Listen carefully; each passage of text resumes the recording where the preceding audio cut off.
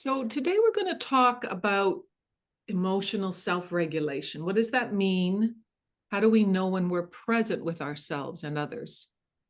So, we've done some of that before, and I'm going to remind us of what that is for us. So, over the last couple of months, we've been reviewing more deeply how do we build our training of the mind. We do just the way we do exercise, sleep, food.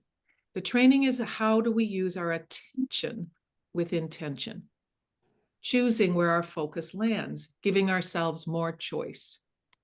We've been talking about using love and compassion for ourselves, and we're particularly using the 5 A's from David Richo: attention, acceptance, appreciation, acknowledgement, and affection. So whenever we notice that we're beginning a self-critical or we're spiraling down into that kind of angsty worry or anxious place, then we can remember and bring ourselves back to appreciate our noticing. And we talked about feeling an inner sanctuary, a place where I can land with myself so that I don't spiral more.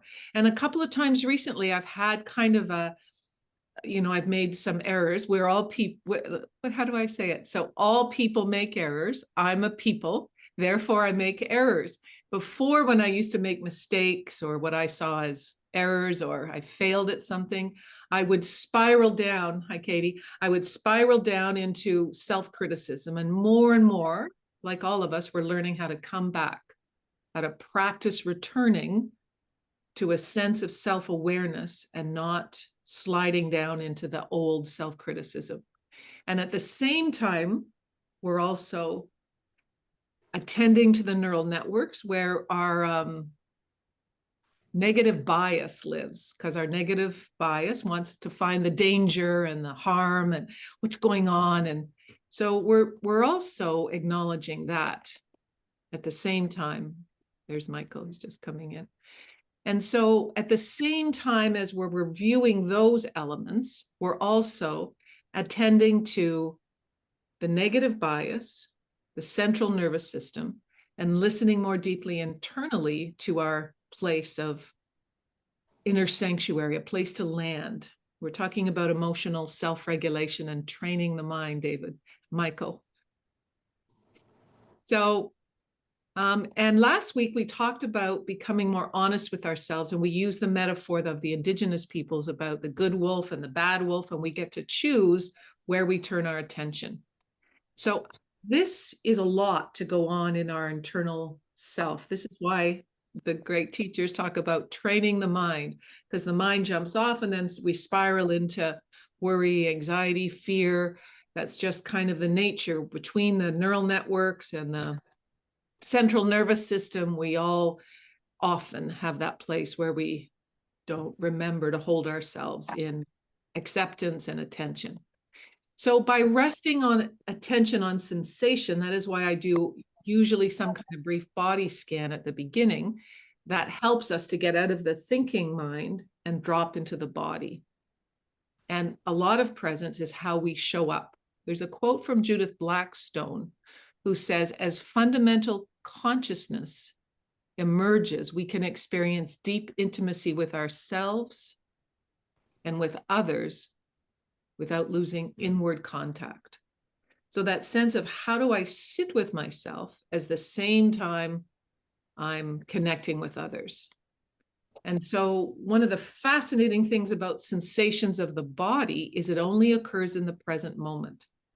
And so paying attention to sensation is a good way to bring ourselves back to presence if you see yourself spiraling with thinking, rather than stewing about something. So I'm going to share the window of tolerance, which I think you've all seen. I don't know if Andy's seen it, but I'm just going to share it.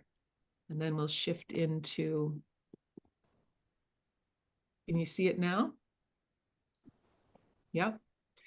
So you might remember we're aiming to kind of hang out in the green window of tolerance. So how can we, if we're agitated, disconnected, dysregulated in any way, able to be selfly with and explore our experience, even when it's uncomfortable. And then at the same time, able to learn and take in new information from both myself and others. So I'm managing, and of course, as we know, the neural networks, the central nervous system, we've got our emotional attention, we've got the thoughts sometimes. And so by coming into our body sensations, that can help us stay if we see ourselves. So the top one, fight or flight, is that feeling of wanting to leave, of course, wanting to flee, wanting to numb out. If we're watching, we kind of catch ourselves numbing out in many different ways. Might be too much Netflix, it might be too much sugar, it might be, whatever it is that we use, alcohol, weed, there's lots of things. So when we experience overwhelming images or we have anxiety or worries, we cannot take in new information. So how do we bring ourselves back into the window of tolerance? And on the bottom, we've got fight, flight, and then freeze on the bottom. That's kind of a hypoarousal, where we feel numb, we're out of tune with what's going on, and we either outside of that. So we've gone over this, I think, last year.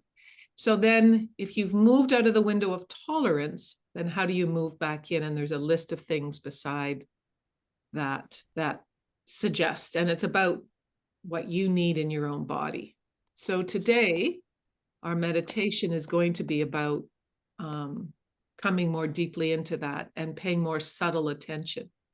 My daughter's really struggling at work. They've got a very toxic work culture. She lives out in the West Coast, and she's moving towards taking a leave. Some of the staff are leaving, either quitting or going on leaves themselves, and they just keep kind of struggling. And so last week at a meeting, there was kind of a public sort of shaming, and she ended up going into the bathroom and crying. So she's getting more and more dysregulated, and she no longer has a way to contain or regulate herself.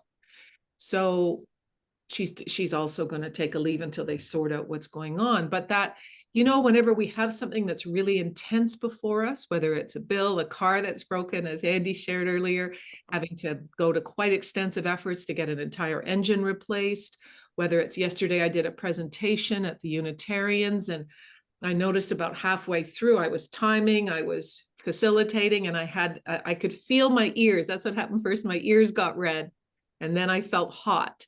And I was like, oh, right, this is me. I was going downstairs. There was a lot of tech happening, and I started to get dysregulated. So I was able to notice about halfway through and bring myself back somewhat to presence. And so we each have little things that create that sense of dysregulation. So I'm going to invite you to share whatever you want to share, but also to talk about ways that you might subtly slip out, or times that you've noticed that you slip out of that sense of presence in this moment, and what tools are that work for you. So I'm going to stop